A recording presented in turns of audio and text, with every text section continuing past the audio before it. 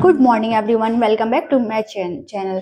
तो आज हम लोग पढ़ेंगे एनसीईआरटी क्लास 9th और बीएससीबी का भी ये पार्ट हो जाता है बायो का सेल के बारे में, the fundamental unit of life, जो कि अभी अभी जस्ट मैंने पढ़ाया था, पर मेरा माइक जो है म्यूट हो गया था, जिसकी वजह से ये डिस्चार्ज हो गया था और मुझे ये फिर से वीडियो बनाना पड़ रहा है।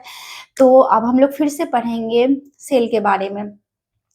तो कहानी शुरू होती है, the fundamental unit of life कहानी शुरू होती है 1665 1665 से, जब रॉबर्ट हुक ने एक पदार्थ को देखा जो कि कॉर्क के एक पदार्थ पौधे से प्राप्त होता है, जो कि एक ऐसा पदार्थ है जिसमें छोटे छोटे प्रकोष्ठ होते हैं। तो जब रॉबर्ट हुक ने उसको देखा, तो देखने के बाद उसने अपने सूक्ष्मदर्शी, स्वनिर्मित सूक्ष्मदर्शी से उसको देखा, तो उसने देखा कि छोटे छोटे प्रकोष्ठ हैं। इस तरह के प्रकोष्ठ पाए उसने इसमें, जिसमें एक केंद्रक भी था। तो उसकी जिज्ञासा बढ़ी और उसके बाद वो इस निष्कर्ष पे पहुंचता है कि ये एक ऐसी कोशिका है जिससे मिलके एक उत्तक बनता है।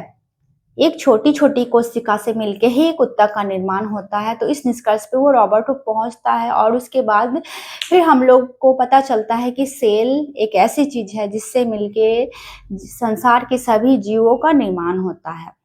तो यही कहानी थी सेल की। तो चलिए देखते हैं। शरीर की सबसे छोटी इकाई होती है सेल, सबसे पहले देखा। लेकिन ये गौर करने वाली बात है कि रॉबर्ट हुक ने जिस कॉर्क को देखा था वो मृत कोशिका थी, और सबसे पहले जीवित कोशिका को देखने वाले थे लिवेनहॉक ने जीवित कोशिका को देखा, और ये रॉबर्ट हुक ने जिस कोशिका को देखा कॉर्क, वो मृत कोशिका थी। और रॉबर्ट हुक ने उसके बाद प्याज की कोशिकाओं को भी देखा और उसका अवलोकन किया सूक्ष्मदर्शी के द्वारा। तो उसने वहां भी पाया कि यहाँ पे भी सेल है, यहाँ पे भी एक केंद्रक है जिससे मिलके पूरा प्याज का सलकंद बना हुआ है। और ये जो है कॉर्क, वो मधुमक्खी की छत्ते की तरह दिखता है। तो जिसने भी आप लोगों ने मधुमक्खी का छत्ता देखा होगा, तो आप लोग देखेंगे कि उसका छोटा छोटा सा डिजाइन होता है मधुमक्खी का छत्ता का। वैसा ही डिजाइन कॉर्क का था और वैसा ही डिजाइन सेल का भी होता है। कोशिका का अध्ययन कैस्टोलॉजी कहलाता है। कॉर्क की पतली काट का अवलोकन रॉबर्ट हुक ने किया था 1665 में, जो कि मधुमक्खी के छत्ते जैसा दिखता था। कॉर्क एक कॉर्क एक पदार्थ है जो कि वृक्ष की छाल से प्राप्त होता है। और 1665 में इन प्रकोष्ठकों में और जो रॉबर्ट हुक ने जिस प्रकोष्ठक को देखा पेड़ की छाल से कॉर्क को जो प्राप्त होता है, उस प्रकोष्ठक को देखने के बाद इन्होंने उसका नाम सेल रख दिया। सेल लैटिन शब्द से बना जिसका अर्थ है छोटा कमरा। सेल एक लैटिन शब्द से बना जिसका अर्थ होता है छोटा कमरा।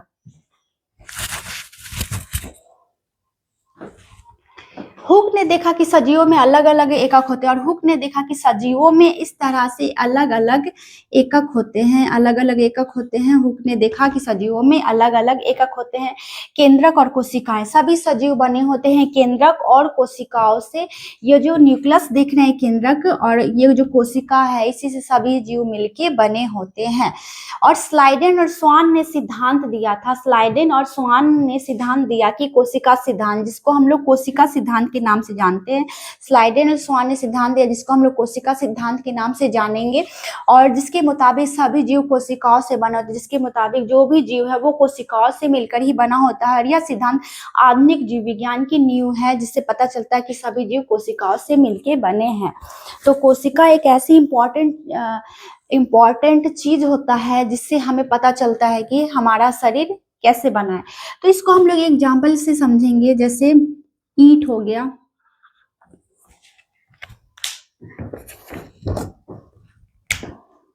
जैसे कि ईंट से बनता है दीवार, दीवार से बनता है घर, दीवार से बनता है कमरा, और कमरा से बनता है घर। तो उसी तरह से कोशिका, कोशिका से बनता है उत्तक, उत्तक से बनता है अंग, और अंग से बनता है शरीर। तो ये एग्जाम्पल दे के समझ सकते हैं। ईंट हो गया हमारा कोशिका, दीवार हो गया उत्तक, कमरा हो गया अंग और घर हो गया शरीर।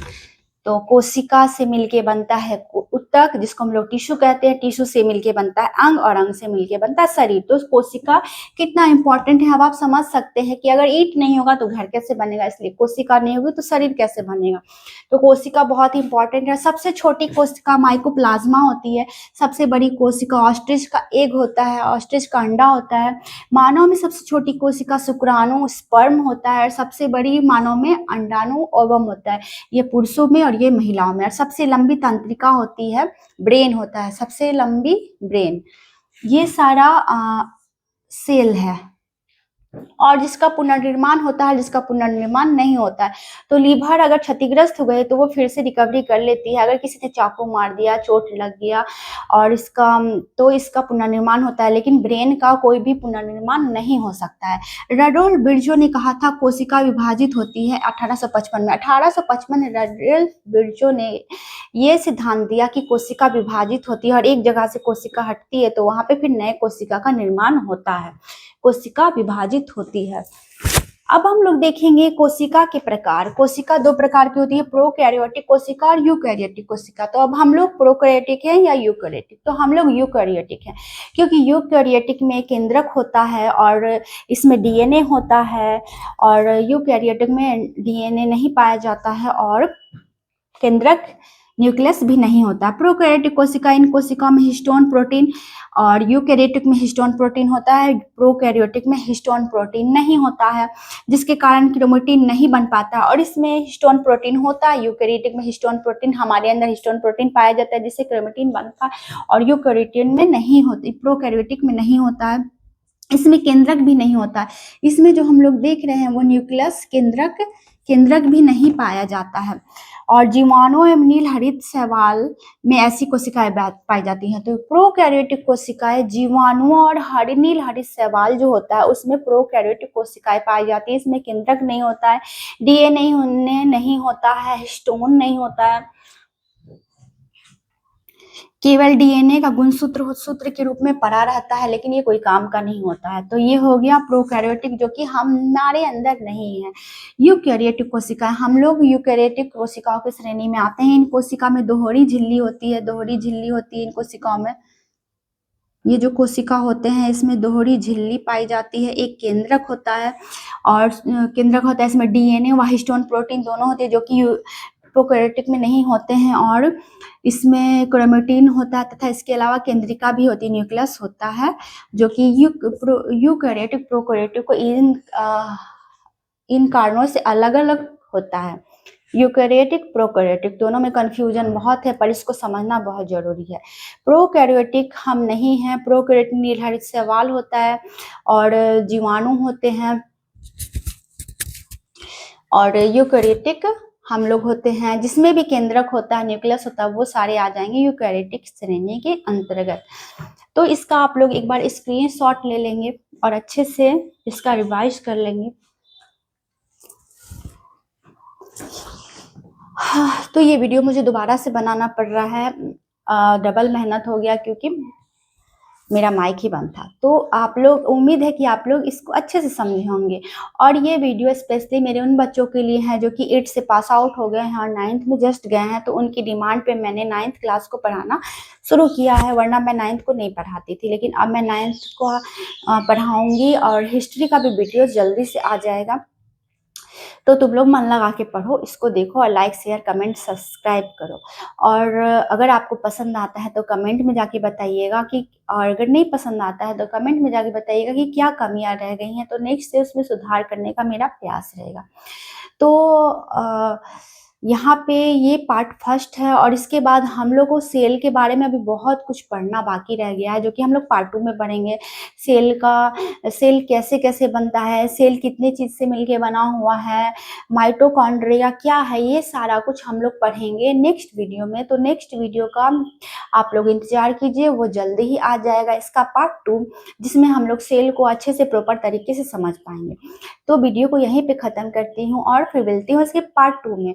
और आज है 13 अप्रैल, जालियांवाला बाग हत्याकांड आज ही के दिन हुआ था। तो इतिहास के पन्नों में आज का दिन रक्त रंजित हो चुका है और जालियांवाला बाग हत्याकांड के नाम से आज के दिन को याद किया जाता है। इसमें बहुत महिलाओं, बच्चों सभी की निर्मम हत्या हुई थी जनरल ओडायर के चलते, और इसमें किसी की गलती भी नहीं थी लेकिन उनकी हत्याएं हुई थी। तो आज के दिन का इतिहास खूनी और रक्त रंजित नाम से जाना जाता है, क्योंकि आज ही के दिन हमारा ये जालियांवाला बाग हत्याकांड हुआ था।